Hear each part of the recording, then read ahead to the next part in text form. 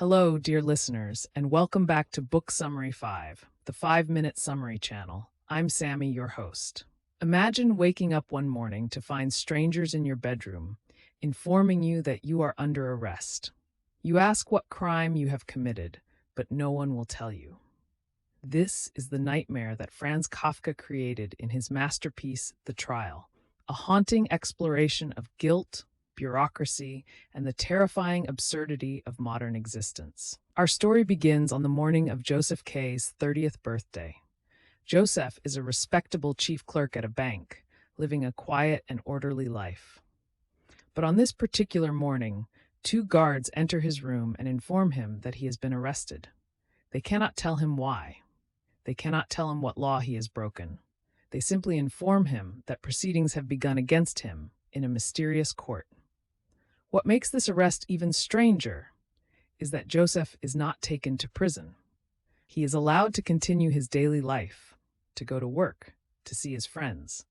Yet the case against him continues somewhere in the background. Like a shadow, he cannot escape. Josef becomes obsessed with understanding the charges and clearing his name, even though no one will explain what he is accused of. Josef's first encounter with the court takes place in a strange location, an attic room in a run-down apartment building on a Sunday morning. The courtroom is cramped and filled with odd spectators. When Josef tries to defend himself with a passionate speech about the injustice of his arrest, the crowd seems indifferent. He realizes that this court operates by rules he does not understand and cannot learn. As the story progresses, Josef meets various characters who claim to have knowledge of the court system. There is Huld, a sickly lawyer who takes on Josef's case but seems more interested in keeping clients dependent on him than actually helping them. There is Titorelli, a painter who creates portraits of judges and claims to know how the system works. He explains that there are 3 possible outcomes: actual acquittal, which is legendary and perhaps impossible; apparent acquittal, which can be reversed at any time; and indefinite postponement, which keeps the case open forever. None of these options offer true freedom. Josef also encounters women who seem connected to the court in mysterious ways. His neighbor, Fraulein Berstner, the wife of a court usher, and Linny, the lawyer's nurse, all become entangled in his case.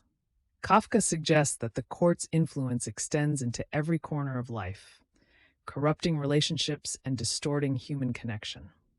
One of the most powerful moments in the novel comes when a priest calls out to Josef in a cathedral and tells him a parable about a man who spends his entire life waiting at a door meant only for him, a door to the law.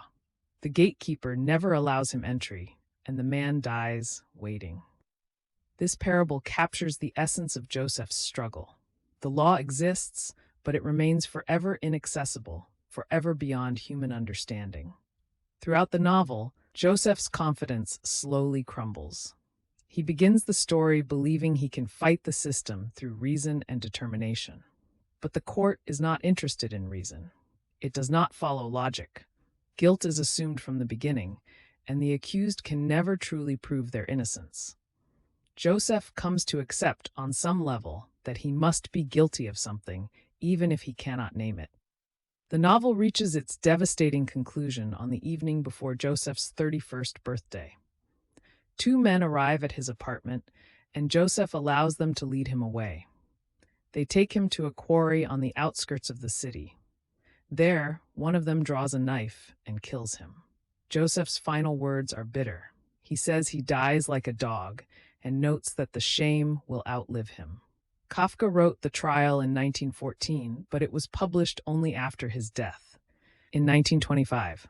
The novel speaks to something timeless about human experience: the feeling of being judged by forces we cannot see, the anxiety of navigating systems that seem designed to crush the individual. Kafka shows us a world where guilt is not about actions, but about existence itself. Thank you for tuning in to Book Summary 5, the 5-minute summary channel. If you enjoyed this summary, please subscribe, like, and share it with your friends. Until next time, happy reading.